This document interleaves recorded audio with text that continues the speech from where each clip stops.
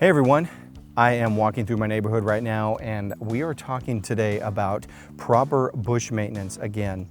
And today we are looking at the Westringia Fruticosa, which has been planted in a very crappy location right here on the sidewalk, right on the sides of this entryway. What the f were they thinking?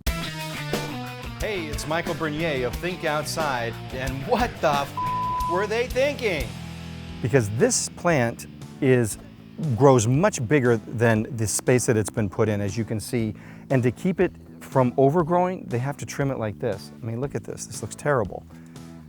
This plant, as you can see, gets over 6 feet tall, and it gets well over that wide. It needs plenty of room to do that, so it doesn't have to be trimmed back and held back with wires and it growing into the sidewalk.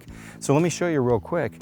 This is also a Westringia Fruticosa, planted in a good, proper location with plenty of room to grow out, and it's healthy, it's happy. This is how a Westringia Fruticosa should be planted. Do not plant them right on the sidewalk like this, where they have to be cut back and held back with wires and get in everybody's way. So thanks for coming along. That's my 2 cents about the Westringia Fruticosa. More bush trimming, and we'll see you next time.